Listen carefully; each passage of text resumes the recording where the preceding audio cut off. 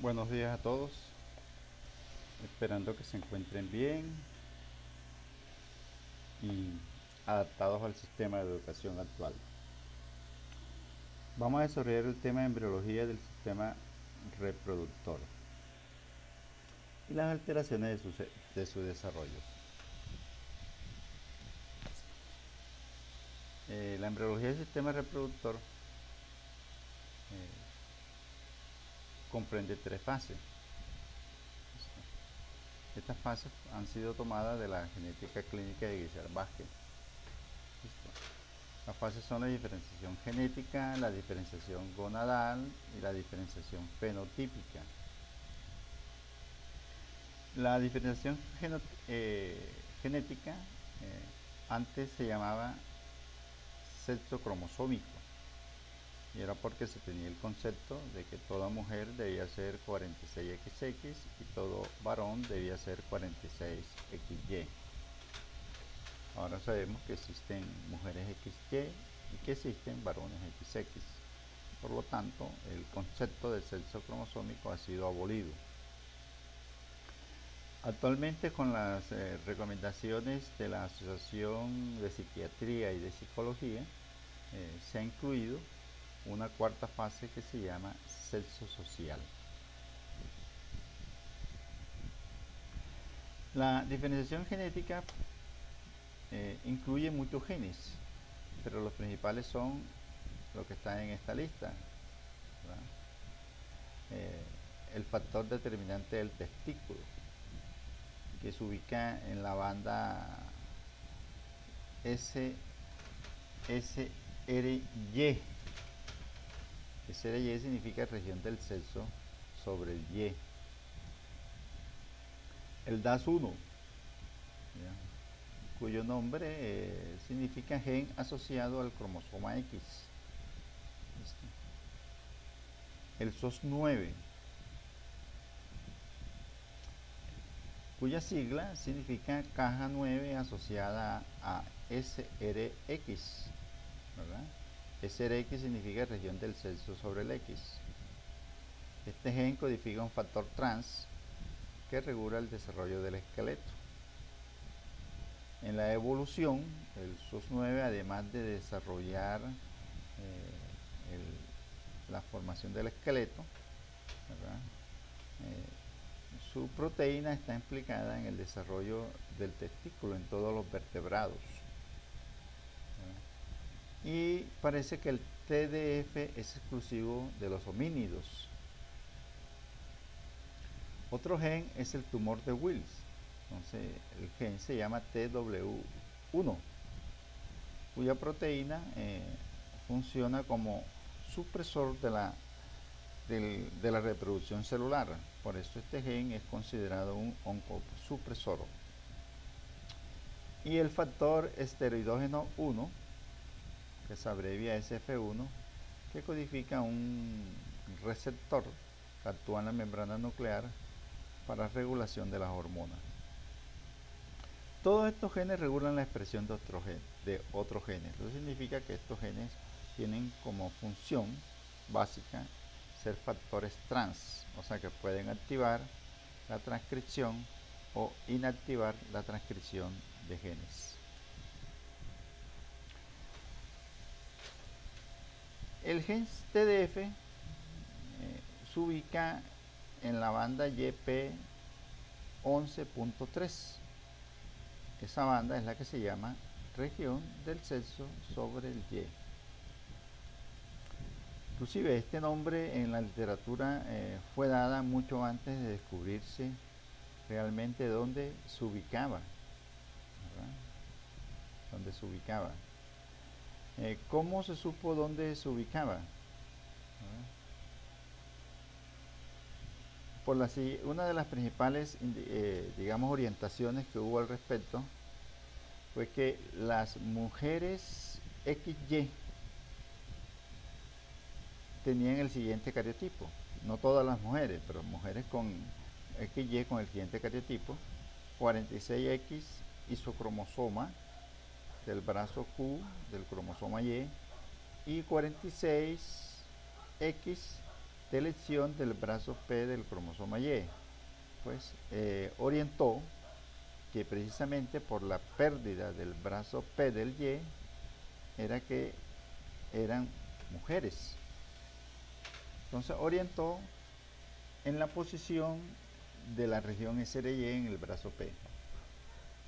Posteriormente, investigaciones genómicas sobre la región encontró el sitio del gen con función específica para el desarrollo del testículo, que se llama factor determinante del testículo. Este gen, cuando se inyecta, se inserta en ratones XX, estos ratones pues desarrollan testículos.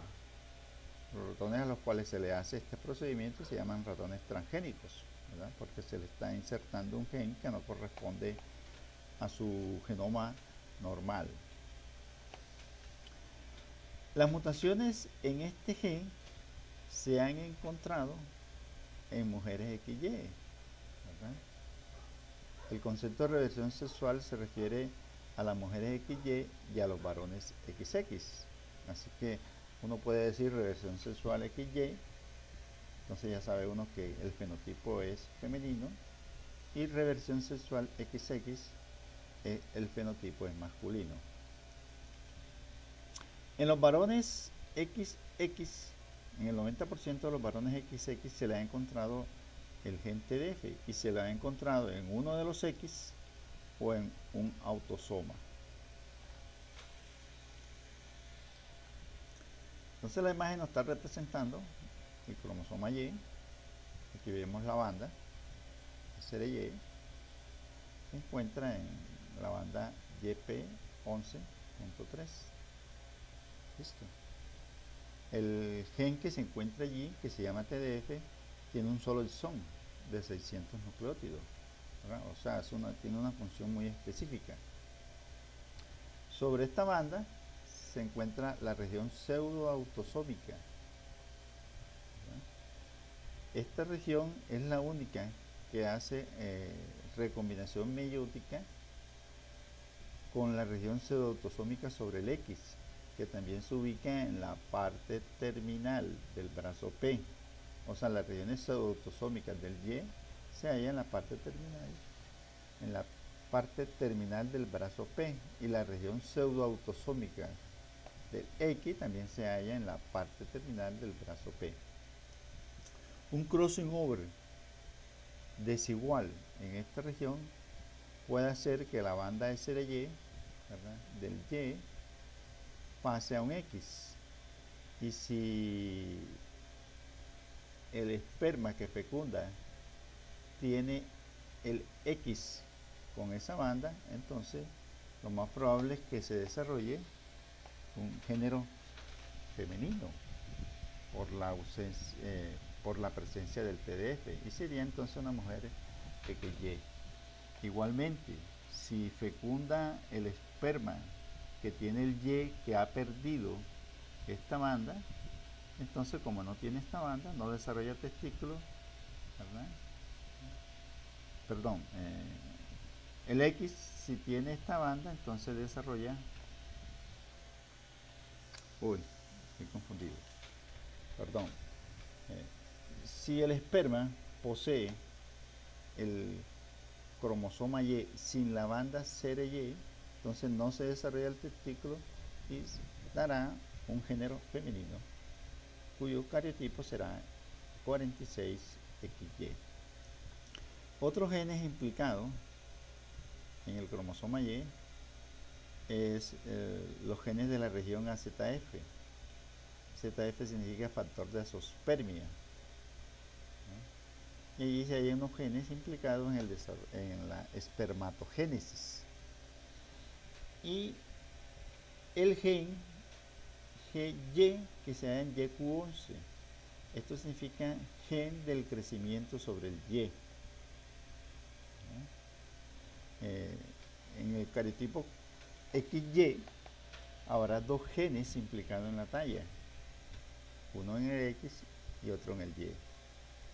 En el cariotipo XX también habrá dos genes, pero por el mecanismo de inactivación de uno de los cromosomas X, solamente funciona un gen de la talla en el par XX. En cambio, en el par XY funcionan ambos genes de la talla. DAS1, gen ligado al cromosoma X. Se ubica en la banda XP21.3. Participa en la diferenciación testicular, pero su deleción no altera el desarrollo del testículo, pero su duplicación es así, sí lo bloquea. Y la banda donde se encuentra ese gen se llama DSS, que significa reversión sexual sensitivo a dosis, ¿verdad?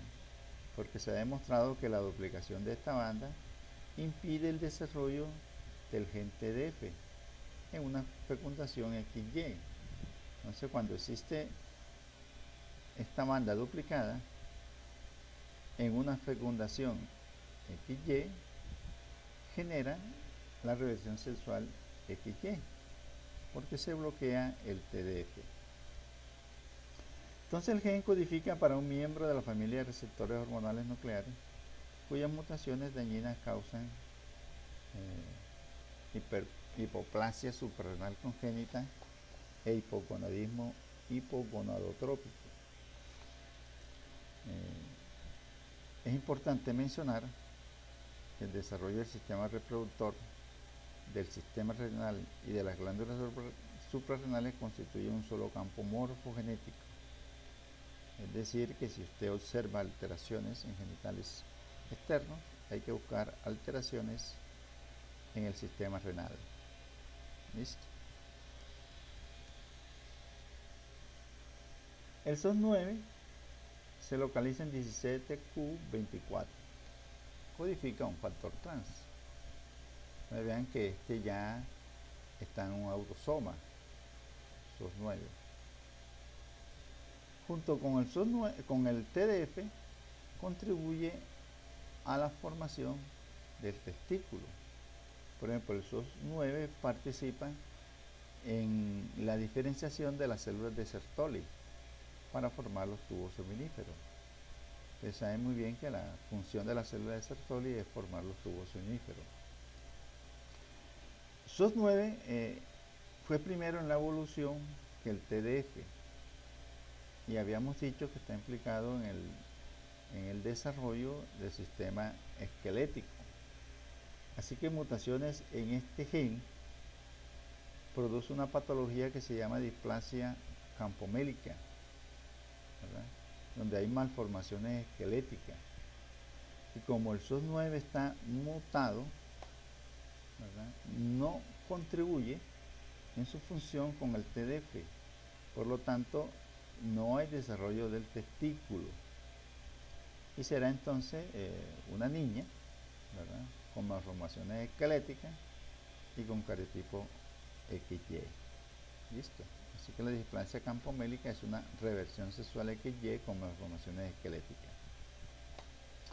Como yo les mencioné, el SOS9 fue primero que el TDF en la evolución, y sus dos funciones básicas son contribuir al desarrollo del testículo en los vertebrados y al desarrollo del sistema esquelético. El TDF apareció en los primates durante la evolución del cromosoma Y, ¿verdad?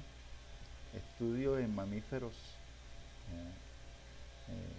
a través de la evolución ha demostrado que el cromosoma Y se derivó por una involución de un cromosoma X. El TW1 o WT1 se localiza en brazo P, banda 13 del cromosoma 11. O sea, se ubica en un autosoma. Se identificó como un gen oncosupresor que funciona en el fase G1 del ciclo celular, ¿verdad?, deteniendo el paso de G1 a la fase S. y es el principal gen relacionado con el tumor de Wilms. Este gen, que codifica una proteína, ¿verdad?, que funciona como oncosupresor, también funciona como factor trans y está implicado en el desarrollo de las gónadas, de los riñones y de las glándulas suprarrenales. ¿Listo? Ya les mencioné que estas tres estructuras embriológicas constituyen un solo campo morfogenético. La mutación dañina de un solo locus, o sea, de uno de los genes, produce el síndrome de Dennis-Trans, que tiene insuficiencia renal, anomalías gonadales y el tumor de Wilms. Si hay anomalías gonadales, significa que la gónada no va a desarrollarse hacia testículo. ¿Listo? Por lo tanto, el fenotipo de este bebé es femenino. Lógicamente que es un bebé que va a tener mal pronóstico debido a la insuficiencia renal y al tumor de Wilms.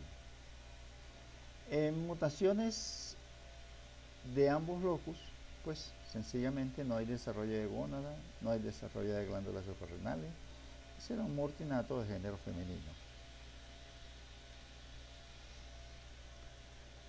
Y el último de los genes que vimos en la lista es el factor esteroidógeno.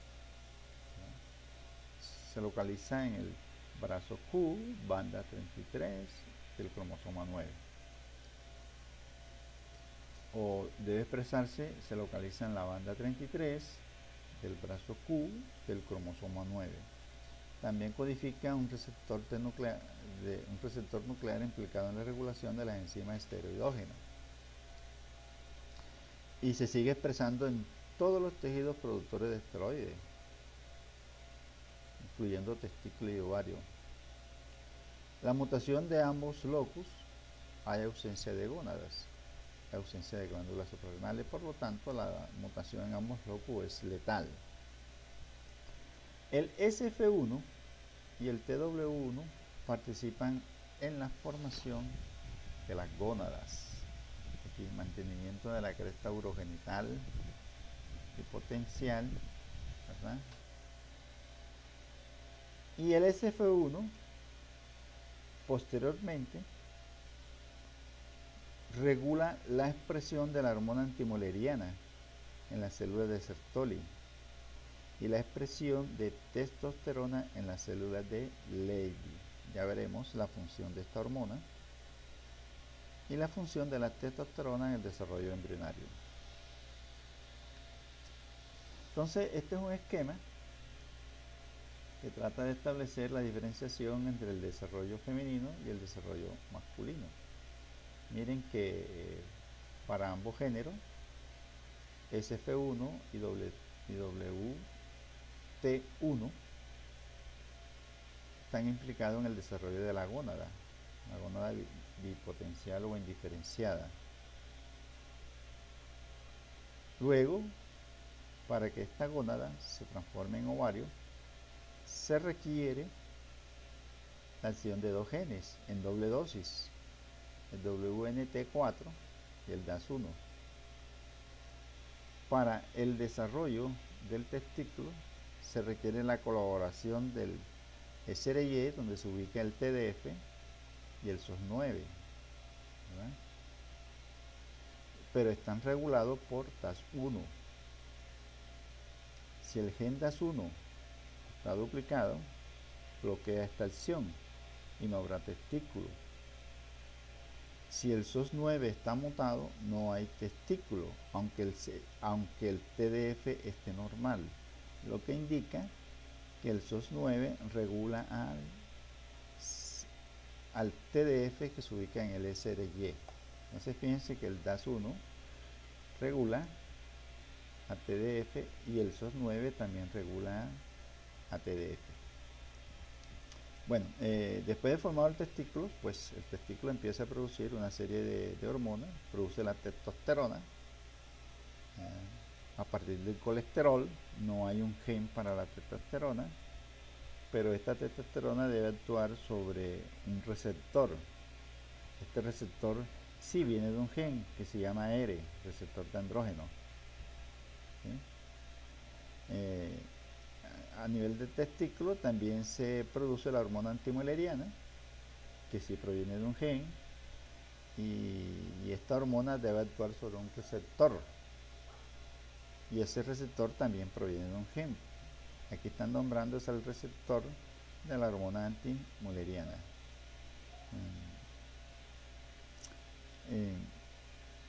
Estos genes que están aquí son genes que están implicados en el descenso del testículo.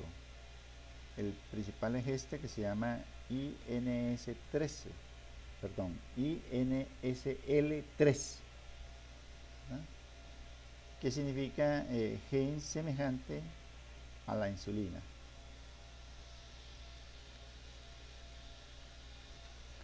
Ahora hablemos de la diferenciación gonadal.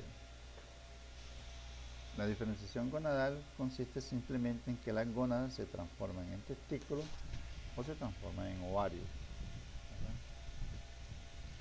Para la diferenciación gonadal, pues existe una serie de células, ¿verdad? Aquí están divididas en 4 partes. Células de soporte que derivan del epitelio celómico, de las crestas gonadales, y estas células originan las células de Sertoli y las células de la granulosa en la mujer. Las células productoras de esteroides que generan las células del Leydig en el testículo y células de la teca en los ovarios. Células del tejido conjuntivo, que son células mioides peritubulares endoteliales formadores de vasos sanguíneos. Y células germinales primordiales que se derivan del saco vitelino, ¿verdad? Eso ya lo sabemos, que no son necesarias para la formación del testículo, pero sí lo son para la formación del ovario.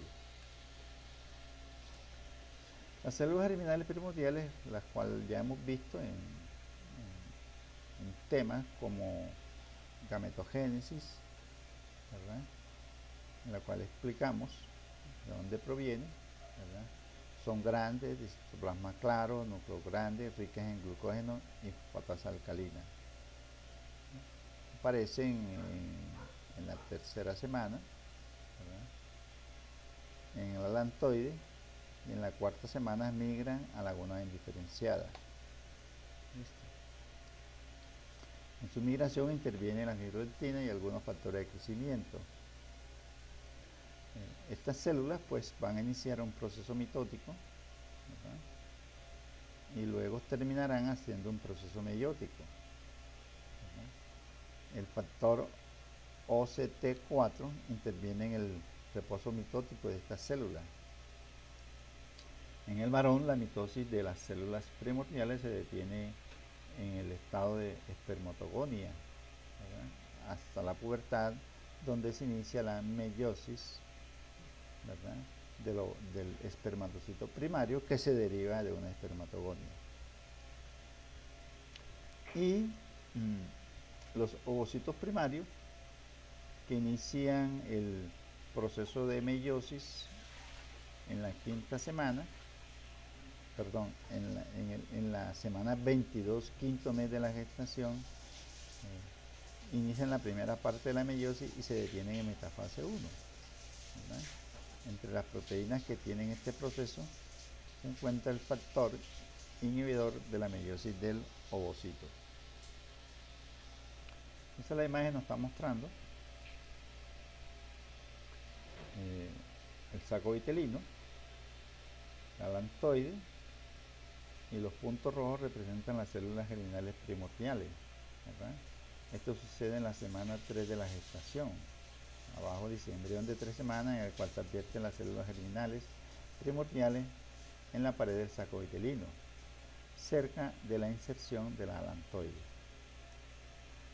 En la cuarta semana ocurre el plegamiento del embrión, y ya en la cuarta semana pues está formado las gónadas sobre el mesonefro. y el saco vitelli no se introduce formando todo el tubo digestivo, ¿verdad? Alantoide se convierte en la cloaca. Y es en este momento cuando las células germinales, al ocurrir todos estos procesos formativos, llegan a las gónadas.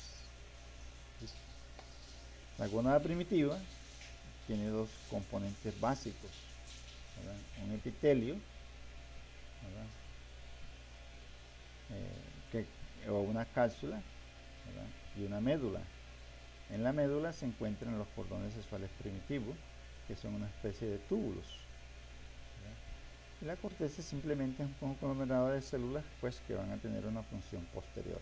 Allí llegan las células germinales en la cuarta semana.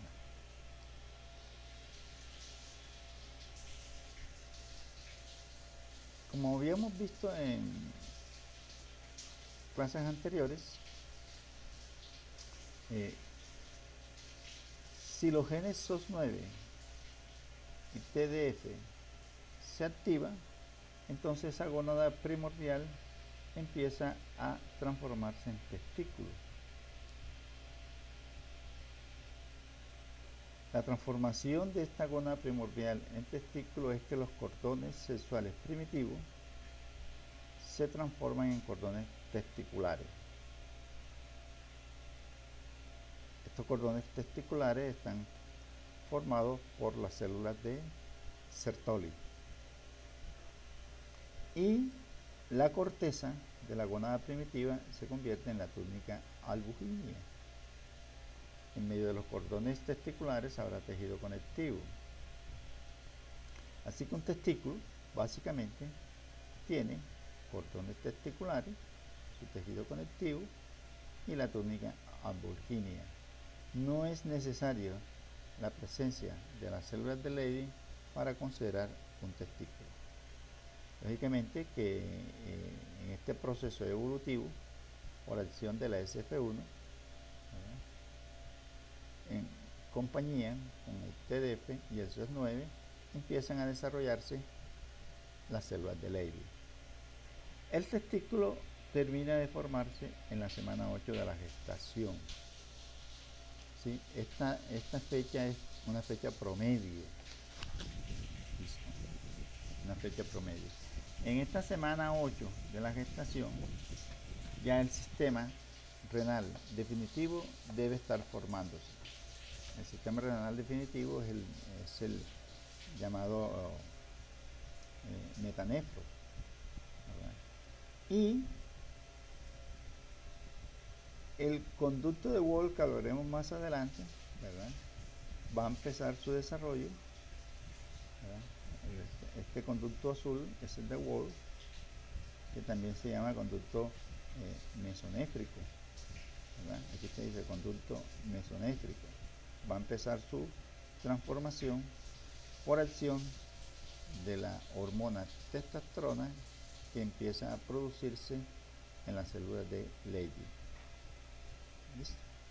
Y este conducto al lado del mesonéfrico, que se llama paramesonéfrico o de Muir, ¿verdad?, al formarse el testículo y empezar a funcionar las células de Sertoli con la producción de la hormona antimoleriana, debe desaparecer.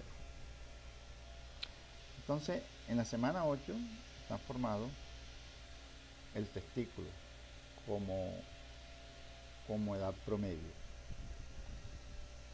Entonces, esta diapositiva resume la regulación molecular del desarrollo del testículo. El gen TDF codifica la proteína ZFY. La proteína FY es un factor trans que activa la transcripción de genes para la producción de proteínas que desarrollarán el testículo. Porque no es que la proteína ZFY sola va a desarrollar el testículo, no, acuérdense que habíamos mencionado que había cuatro diferentes clases de células en el desarrollo de las gónadas definitivas.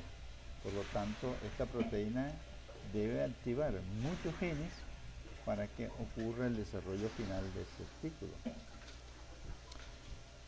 Esta proteína también regula la transcripción del gen factor esterogenóstico SOS1. Y las proteínas del gen SF1 con las proteínas del SOS9 inducen la formación de los túbulos semíferos. Posteriormente, las proteínas de los mismos genes SF1 más SOS9 más un factor de diferenciación, o sea, otra proteína que viene de la célula de Sertoli, entonces diferencian las células de Leydig.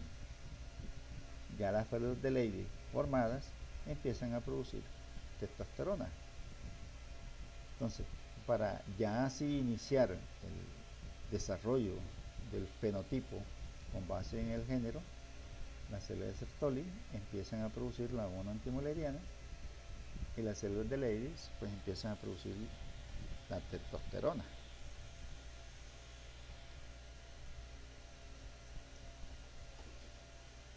Si en la semana 8 no hay testículos, significa que no hay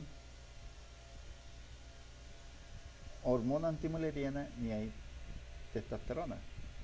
Si no hay testosterona, el conducto mesonéfrico no se transforma en conducto deferente, entonces se degenera. ¿Listo? Si no hay HAN, el conducto paramesonéfrico o de Müller continúa su desarrollo normal. Ya veremos cuál es. Y la gónada permanece indiferenciada. ¿Listo? El género femenino con base en los genitales externos se forma en la tercera semana de gestación. Así que los ovarios no son necesarios para el desarrollo del fenotipo femenino. ¿Listo? La transformación del ovario se inicia en la semana 12 y requiere de los genes DAS1 y WNT4, ¿verdad? Los dos locus, por eso dice aquí loci, ¿verdad? Y requiere de la hormona estimulante del folículo y de su receptor, el receptor de la hormona. ¿Listo? Entonces, ¿por qué se inicia en la semana 12? Porque en la semana 12 es cuando la hipófisis se ha formado y empieza a producir estas hormonas. ¿En qué consiste la transformación? Los cordones medulares primitivos desaparecen. Dice cordones medulares en degeneración. Estos cordones que cuando se forma el testículo se convierten en los túbulos seminíferos, para formar los ovarios deben desaparecer. Y aquí llegaron las células germinales y la corteza de la gónada empieza a reproducirse y a crear una serie de células, ¿verdad?, que rodean a las células germinales. ¿Listo? Entonces estas células germinales, rodeadas por estas células que vienen del epitelio superficial de la gónada primitiva, originan los folículos primitivos. ¿Listo? Eso se llama folículos foliculares. ¿Listo? Los folículos primitivos. ¿Listo? Bueno, fíjense que para la formación del testículo, los cordones testiculares vinieron directamente de los cordones medulares primitivos, ¿verdad? Y para la formación de los cordones testiculares o túbulos seminíferos no se requiere acción, digamos, proteica u hormonal de las células germinales. Pero el ovario es un conjunto de folículos, por lo tanto las células germinales sí son esenciales para el desarrollo del ovario. El ovario termina de formarse en la semana 22, o sea, el quinto mes de la gestación. Y en ese quinto mes de la gestación es que empieza la meiosis del ovocito primario.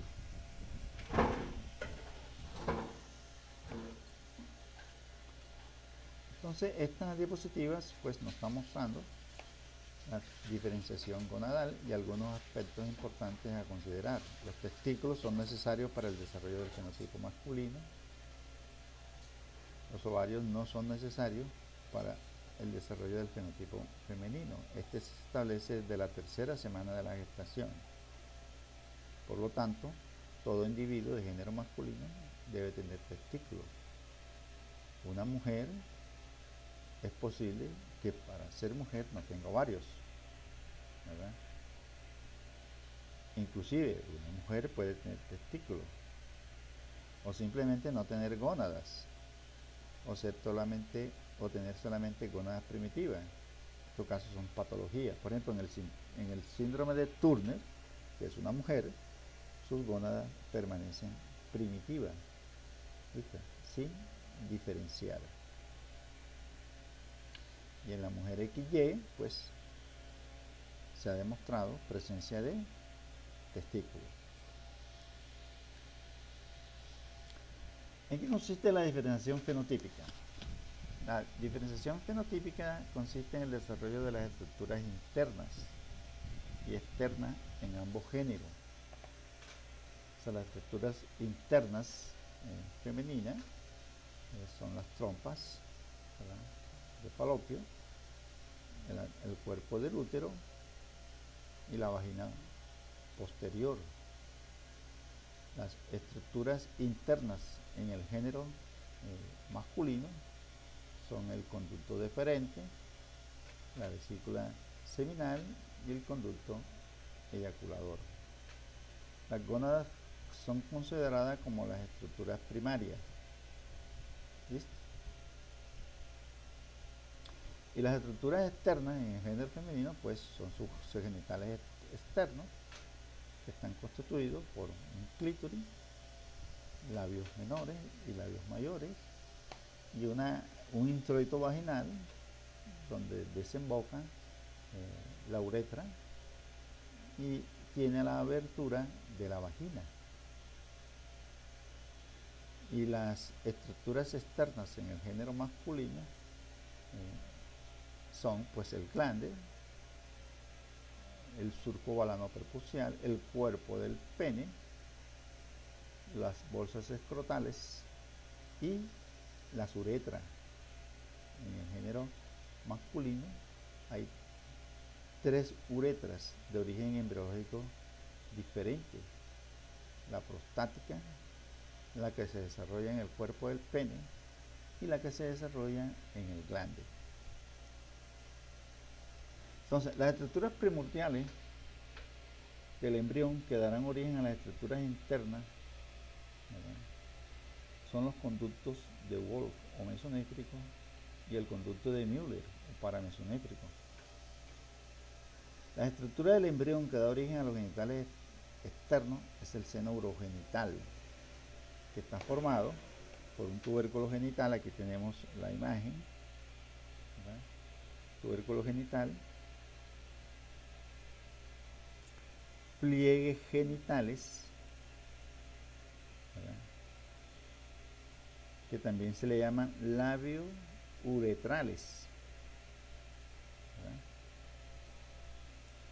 los engrosamientos labioescrotales, ¿verdad?, y el introito vaginal, el cual se ve aquí la abertura, solamente la abertura. Esta región va a dar origen al ano y al periné. O sea que el ano y el periné también hacen parte embriológicamente del seno urogenital. Esta estructura, los pliegues genitales se llaman labios, ¿verdad?, uretrales, es porque va a formar los labios menores en el género femenino y la uretra del pene, ¿listo?, o del cuerpo del pene. Y esta estructura se llama labios escrotales porque va a formar los labios mayores en el género femenino y las bolsas escrotales.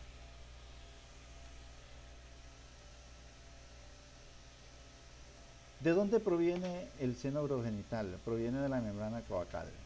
La membrana cloacal, acuérdense cuando vimos el capítulo de neurulación, el surco primitivo empieza a formarse a partir de la membrana cloacal. Entonces esta imagen que está aquí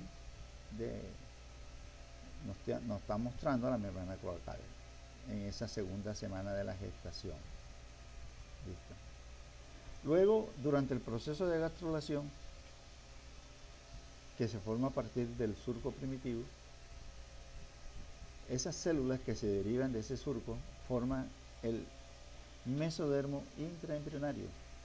Ese mesodermo embrionario, además de formar pues la capa correspondiente, rodea a la membrana cloacal y forma esta estructura que se llama seno urogenital. Ya veremos por qué se llama seno.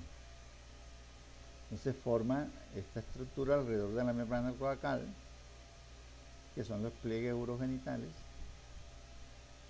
la estructura que corresponde al tubérculo genital y la estructura de los labios escrotales. Entonces, esta estructura es homóloga a los genitales externos femeninos. Cuando nace un bebé que se le asigna el género, no se requiere ningún estudio. Usted no necesita hacer un cariotipo, ni necesita hacer biopsia de gónada. Simplemente usted ve los genitales externos y si son femeninos, clásicos, pues uno dice bebé de género femenino. Y si sus genitales externos corresponden al género masculino, uno dice bebé género masculino. Y así lo lleva a la notaría y está registrado como de género masculino o como de género femenino. No se requiere un cariotipo. Así que es un error cuando usted está leyendo en artículos, ¿ya? O cuando está interpretando cariotipos que colocan complemento cromosómico 46XX. Entonces ponen al lado género femenino. Complemento cromosómico 46XY. Colocan al lado género masculino. Eso es un error. El complemento cromosómico no determina el género. Lo que determina el género legalmente es la presencia de los genitales externos. Así que esta estructura es muy semejante a los genitales externos femeninos, es muy homóloga, ¿verdad? Por esa razón, pues se considera que el género femenino se establece pues desde las primeras semanas de la gestación y no requiere, digamos, especificar proteicas como sí se requiere para el desarrollo de los genitales externos masculinos. O sea, a partir de la estructura que acabamos de mencionar, se derivan los genitales externos masculinos. Esa estructura es el seno urogenital primitivo. En esta imagen estamos viendo los conductos. Este es el mesonefro. Aquí hay un sistema renal, ¿verdad? Es un embrión de 5 semanas. El mesonefro desaparece en las semanas 7 a 8 cuando se forma el metanefro, ¿verdad? Y esta estructura contiene estos túbulos, ¿verdad? Se llama conducto mesonéfrico, ¿verdad? Esta abertura que está aquí corresponde al conducto mesonéfrico, que es este conducto mesonéfrico. Y vean ustedes que el conducto mesonéfrico se forma como un conducto, ¿verdad? Y aquí dice conducto túbulo excretor del mesonefro, y que termina en una especie de cápsula que se llama cápsula de Bowman. Estos son glomérulos que provienen de derivaciones de la aorta. Entonces este es el sistema renal mesonéfrico en la 5ª semana hasta la 8ª semana. Entonces de allí se deriva este conducto que se llama conducto mesonéfrico y que desemboca en la cloaca. La cloaca se deriva del saco vitelino. Y en ese periodo, cuando el saco vitelino se introdujo y formó el tubo digestivo desde la parte más anterior, ¿verdad?, hasta esta parte posterior se une con la cloaca. Entonces aquí desembocan los restos de sustancias que van a conformar el meconio, ¿verdad?, aquí a la cloaca, y termina en una punta. Esta punta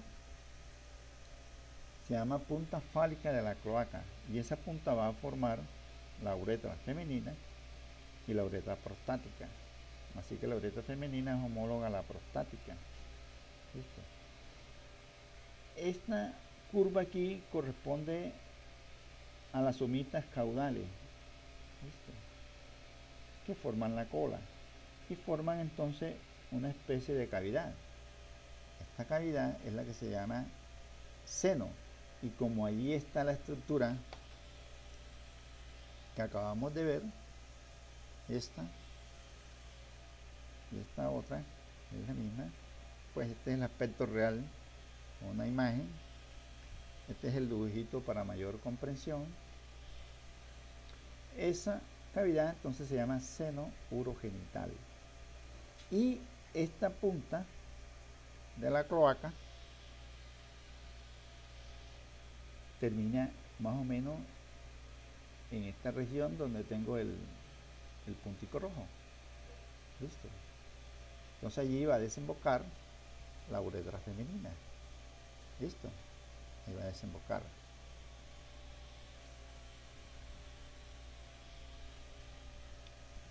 El otro conducto, entonces es importante ver que el conducto mesonéfrico desemboca en la cloaca. El otro conducto, que es el paramesonéfrico o de Müller, ¿verdad?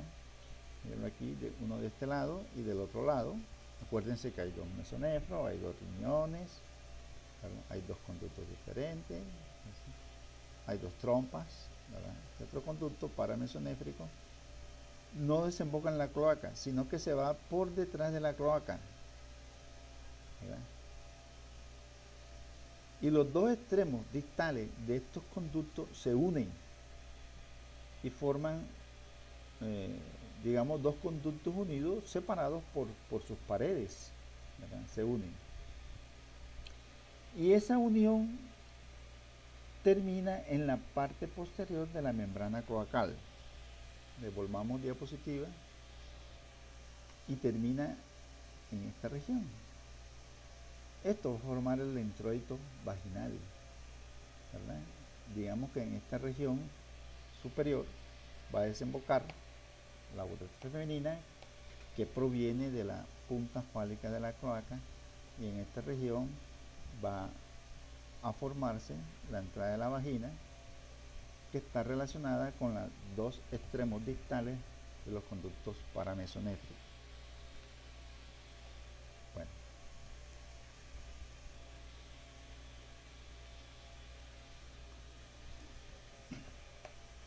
entonces el conducto de Wolff o mesonéfrico origina los conductillos deferentes, el epidídimo, el conducto deferente, la vesícula seminal y el conducto eyaculador. Para esta transformación se requiere la acción de la testosterona. Como dijimos, la testosterona es producto de las células de Leydig, y la testosterona no es una proteína, es un lípido, proviene del colesterol, pero debe actuar sobre un receptor que se llama receptor de andrógeno, y este receptor sí es una proteína que proviene de un gen. ¿Listo? El conducto de Müller o paramesonéfrico origina las trompas de falopio, el cuerpo del útero y la vagina posterior. Los libros de embriología siguen diciendo esto: no se conocen proteínas específicas para esta transformación. O sea que es digamos que es un desarrollo innato del desarrollo de todo ser. ¿Listo? Los ovarios aún no están formados, ni tampoco la hipófisis, ni las glándulas suprarrenales, ¿verdad? Entonces, para esta transformación, para que el conducto de Müller se transforme en las trompas, el cuerpo y la vagina posterior, ¿verdad?, no debe expresarse la hormona antimülleriana. O sea, en otras palabras, no debe haber testículos. Y si hay testículos y no hay HAN, es porque el gen que codifica la HAN no funcionó. ¿Listo? No funcionó. O en otras ocasiones el gen de la HAN sí funciona, pero no funciona su receptor. Entonces, para que exista esta transformación, no debe haber acción de la hormona antimülleriana. Esta diapositiva, esta imagen, es tomada de la genética clínica de Guichard Vázquez. Aquí dice testículo séptima semana de gestación. Entonces, el libro dice que el testículo se forma en la séptima semana de gestación. Hace este esquema, coloca la fecundación XY, coloca la acción del SRY para que la gónada diferenciada se transforme en testículo. Luego en el testículo se forman las células de Leydig y las células de Sertoli. La célula de Sertoli empieza a producir la hormona antimülleriana. La hormona antimülleriana entonces degenera el conducto de Müller.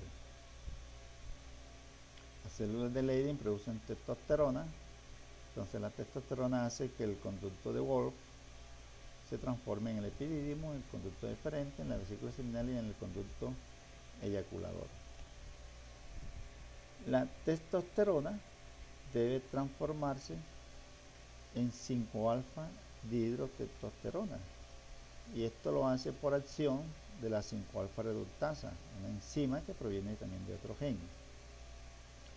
Y la 5-alfa dihidrotestosterona empieza a transformar el seno urogenital de aspecto femenino en genitales externos masculinos. Tanto así que fíjese lo que dice aquí: virilización de genitales externos, pene, uretra, escroto, desarrollo. Esta frase ya te da a entender de que el género femenino ya está establecido, y lo que hay que hacer es, para producir un género masculino, es precisamente producir esta hormona. Si todos estos sistemas hormonales funcionan, aunque sea una fecundación XY, el género será femenino. ¿Listo? Bueno, esta otra partecita aquí muestra la gonadotrofina coriónica. Para que el colesterol se transforme en testosterona, requiere de esta hormona producida por la placenta, ¿verdad?, para que introduzca el colesterol en las células de Leydig. Y la LH empieza a actuar después de la semana 12 de la gestación.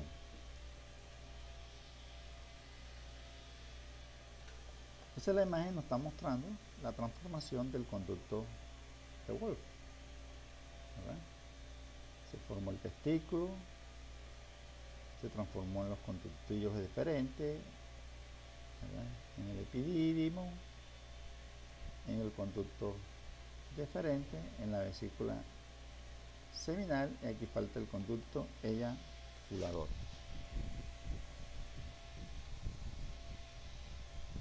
¿Cuáles son las funciones de la hormona antimülleriana?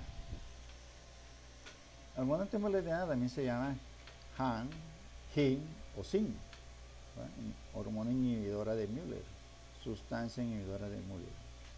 Entonces ya sabemos que se llama así es porque degenera el conducto de Müller, pero también colabora en el descenso testicular.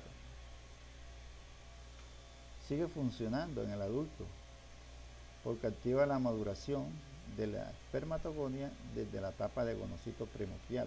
O sea, es importante para iniciar la espermatogénesis. Su gen se localiza en la banda 13,3 del brazo P del cromosoma 19. Y el receptor de la HAM se localiza en la banda 13 del brazo Q del cromosoma 12. Espero que estén notando que hemos mencionado muchos genes, de los cuales TDF se halla en el Y, DAS1 y WNT se halla en el X. ¿Listo? Es decir, que la mayoría de los genes que están implicados en el desarrollo del género no son del X y no son del Y. Así que la presencia de un par XX no significa que el desarrollo va a ser femenino. Y la presencia del par XY no significa que el desarrollo vaya a ser masculino. Imagen tomada del mismo libro.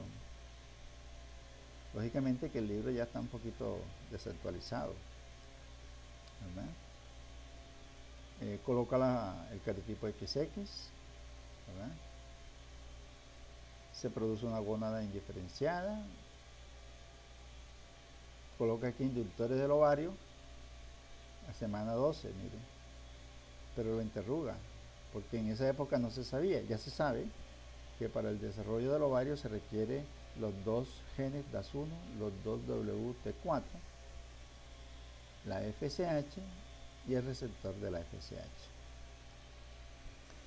Y el cuadro lo coloca de tal manera que se desarrolla el útero, trompa y tercio superior de la vagina si no hay hormona antimoleriana. ¿Listo? Si no hay, aunque no lo coloca aquí, si no hay testosterona, los conductos de Wolff regresan. ¿Listo?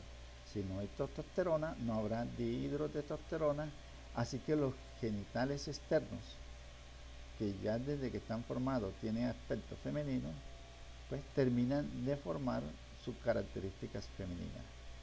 Desarrollan clítoris, labio, mayor y eso. Entonces, la ausencia de la HAN y la ausencia de la testosterona hace que el desarrollo del género femenino siga su curso.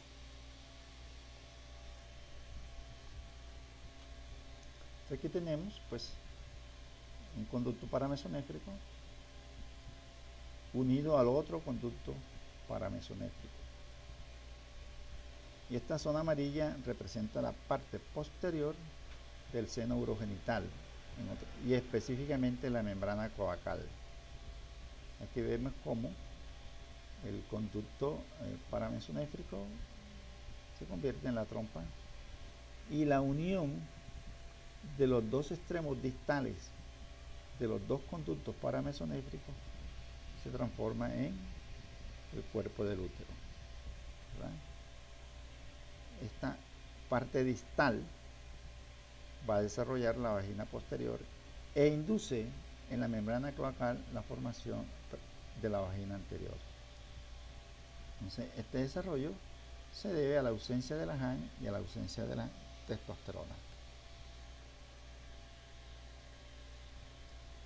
Que tenemos que para formarse el cuerpo del útero se requiere que las uniones entre los conductos paramesonéfricos desaparezcan. Esta unión se llama tabique uterino. Observamos que el extremo caudal de los conductos paramesonéfricos induce la formación de la vagina posterior. Y en el seno urogenital, específicamente en la membrana cloacal, induce la formación de la vagina anterior. ¿Listo? La vagina posterior es anervada, se forma a partir del conducto uterino. La vagina anterior es inervada y sensitiva, se forma a partir de la membrana cloacal o seno urogenital. Cuando se forma la vagina, se obstruye completamente. Esta obstrucción debe desaparecer, ¿verdad? Debe desaparecer. Entonces se produce una vacuolización de esta obstrucción en el tercer trimestre de la gestación. Entonces al vacuolizarse formará la vagina definitiva y el himen. Si la vacuolización no es completa, puede el himen quedar cerrado, se llamará himen imperforado. Si la vacuolización es incompleta a lo largo de la vagina, se produce estenosis vaginal, lo cual dificulta las relaciones sexuales, ¿verdad? Estenosis. Ahora, si no se vacuoliza nada, entonces la vagina queda completamente sellada, se llama atresia vaginal. Entonces las estenosis y las atresias vaginales y el himen imperforada se producen por alteraciones en la vacuolización de la vagina después de formarse. Otra imagen mostrando la misma estructura. Simplemente que coloqué esta para que vean la relación con la vejiga, ¿verdad? Este viene de la cloaca. Esto era la cloaca en el desarrollo embrionario, ¿verdad? Y esta es la uretra. Miren la vagina cómo va colocándose, desarrollo de la vagina por debajo de la uretra. Y hasta aquí completamente formada la vagina con su himen por debajo de la uretra. ¿Listo? Y encima de la uretra pues estará el clítoris. Lo que pasa es que el dibujito como que no corresponde realmente a la anatomía que uno está acostumbrado a ver, ¿verdad? Entonces A corresponde a las 9 semanas de la gestación, B fines del tercer mes y C en el recién nacido. Alteraciones en la formación del útero. Vamos a ver malformaciones del útero. Yo les comenté que las malformaciones del útero, que las malformaciones del sistema reproductor pueden estar asociadas al sistema renal, inclusive a trastornos en el desarrollo de las glándulas suprarrenales. ¿Qué observamos aquí? Aunque el dibujo no corresponde, realmente lo que ocurrió aquí es que el tabique uterino no desapareció. Así que cada extremo distal del conducto paramesonéfrico originó una vagina. Entonces esto es una vagina doble, ¿verdad? La patología se llama así útero didelfo con vagina doble.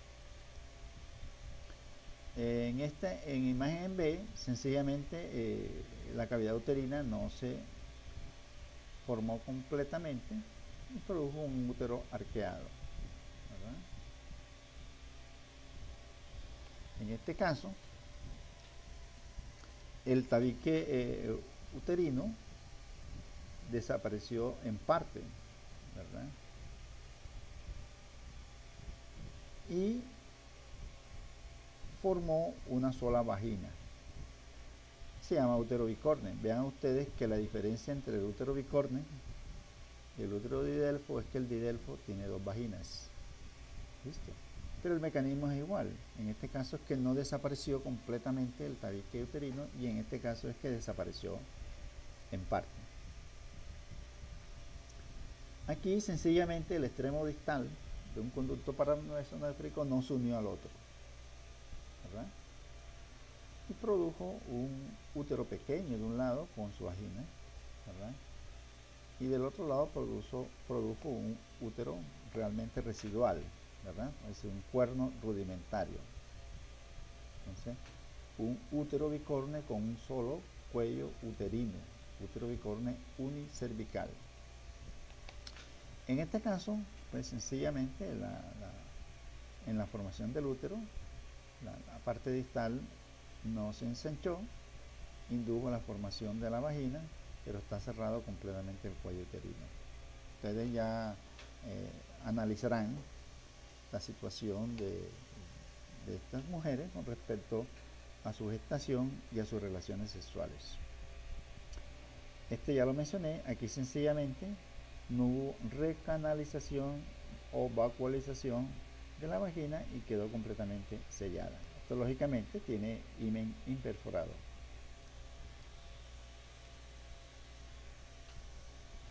Bueno, la testosterona se produce a partir del colesterol. El colesterol se obtiene de la dieta. En la semana 13 de la gestación, la LH es producida por la hipófisis, ¿verdad? Introduce el colesterol en las células de Leydig y en las glándulas suprarrenales, porque en la semana 12 ya hay glándulas suprarrenales. Es el mismo mecanismo de la vida postnatal. Pero recuerden que el proceso de formar la testosterona para el desarrollo del género masculino ocurre en la semana 7 de la gestación, 7 a 8 de la gestación. Así que la testosterona, que es producida por las células de Leydig en la semana 8 para el desarrollo de género masculino, ¿verdad? Se produce porque introduce el colesterol en las células de Leydig, la HCG producida por la placenta. Es una diferencia muy importante a tener en cuenta, ¿verdad? Por ejemplo, cuando veamos hiperplasia suprarrenal congénita, vamos a comprender por qué la patología que ocurre en el género femenino empieza en la semana 12 de la gestación. Entonces aquí este esquema vemos que la HCG introduce el colesterol, ¿verdad?, en las células de Leydig. Luego allí ocurre el fenómeno de transducción de la señal. Entonces estos son los pasos. El receptor de la HCG, ¿verdad? HCG tiene un gen, su receptor está codificado por otro gen, ¿verdad? Y existen los fenómenos de transducción o la reacción enzimática en cascada que activa las proteínas G, las proteínas sinasa, los factores trans y van al núcleo de las células de Leydig para activar una serie de genes que codifican las enzimas del metabolismo del colesterol. Y aquí vemos que se activan 1, 2, 3, 4, 5, 6 genes. ¿Listo? Deben activarse 6 genes para que este colesterol se transforme en testosterona. Y aquí tenemos la vía enzimática, ¿verdad?, que ocurre en las células de Leydig. Miren, proteína STAR introduce el colesterol en las mitocondrias. Mire el gen, es un autosoma. Si la proteína STAR está mutada, pues no habrá colesterol dentro de las mitocondrias, se va a acumular en las células de Leydig y cuando se forme las glándulas suprarrenales que realiza el mecanismo semejante con la introducción del colesterol, se va a producir una hiperplasia suprarrenal congénita lipoidea. ¿Listo? Luego dentro de la mitocondria ocurre toda esta serie de procesos metabólicos, ¿verdad?, que tenemos el nombre de la enzima CYP11A1, codificada por un gen en el cromosoma 15, la 3-beta hidroxiesteroide deshidrogenasa por un gen en el cromosoma 1, la 17-alfa deshidrogenasa por un gen en el cromosoma 10, la 17-20 liasa por un gen que también se ubica en el cromosoma 10, inclusive en la misma banda y en la misma región, y la 17-beta hidroxiesteroide deshidrogenasa cuyo gen se ubica en el cromosoma 9. Entonces miren, una serie de genes que no están ni en el X ni en el Y. El resultado es producir testosterona. Si ocurren mutaciones en estos genes, va a haber una disfunción proteica, lo que quiere decir que posiblemente no habrá producción de testosterona o una producción deficiente de testosterona, lo que contribuirá a que posiblemente haya alteraciones en la transformación del conducto de Wolff y en escasa producción o no producción de la dihidrotestosterona, lo que quiere decir que si no hay dihidrotestosterona no habrá la transformación de los genitales externos, ¿verdad?, primitivos en genitales externos masculinos. Entonces, deficiencias enzimáticas en este metabolismo va a provocar una mujer XY. Luego en los tejidos periféricos la testosterona debe transformarse en dihidrotestosterona por acción de la 5-alfa reductasa, cuyo gen se ubica en el 2. Y también a nivel de los tejidos periféricos la testosterona se transforma en estradiol por la enzima aromatasa, cuyo nombre es este, CYP19A1, y cuyo gen se ubica en el cromosoma 15. Entonces, la dihidrotestosterona va a transformar este seno urogenital en los genitales externos masculinos, ¿verdad? la testosterona y la hidrotestosterona actúan sobre un receptor que se llama receptor de andrógenos, que se ubica en la banda 12, brazo Q del cromosoma X. Y ya tenemos otro gen en el X, ¿verdad?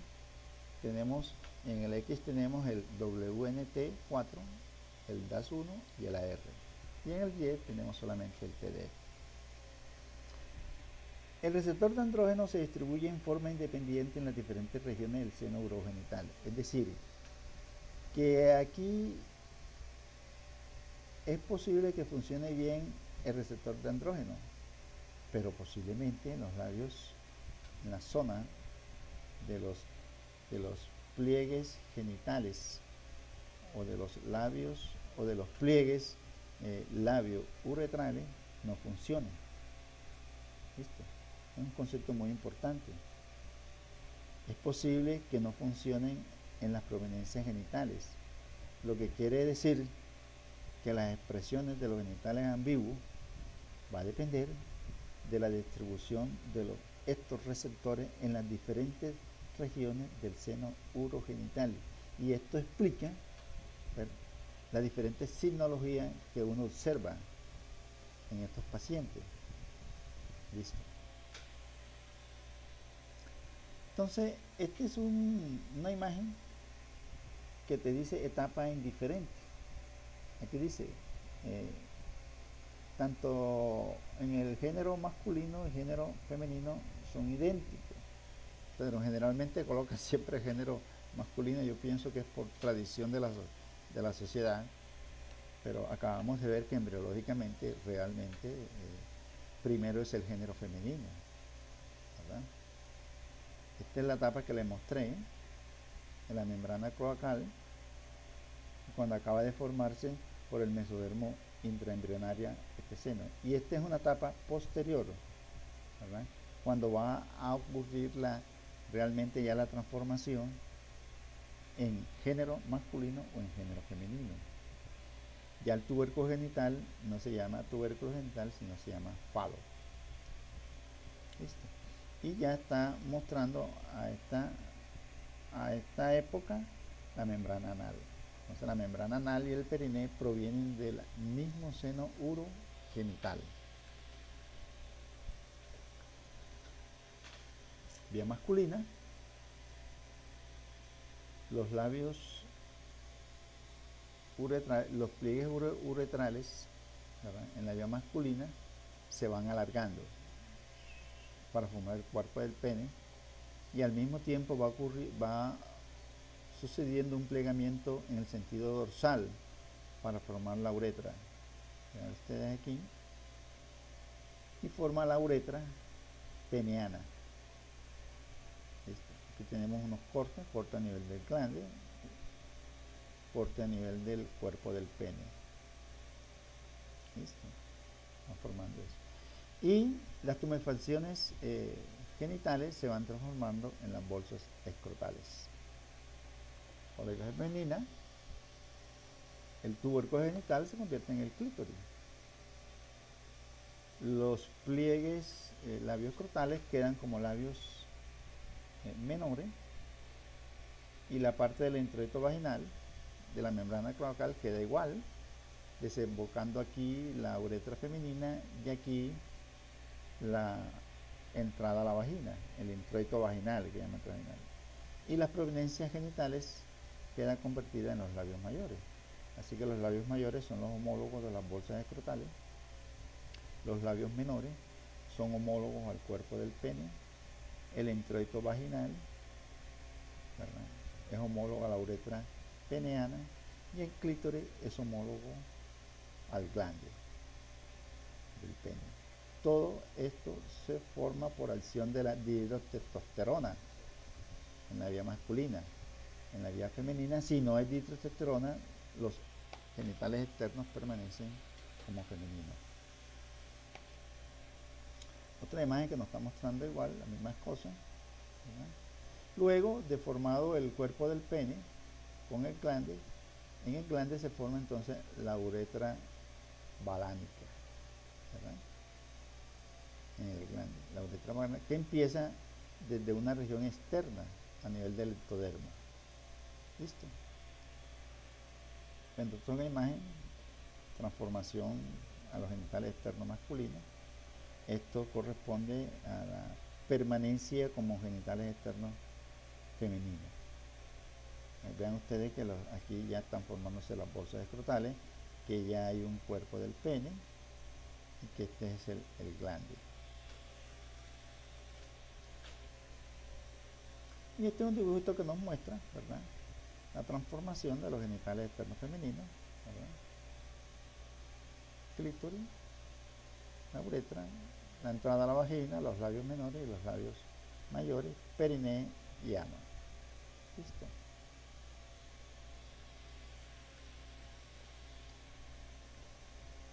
Formación de la uretra,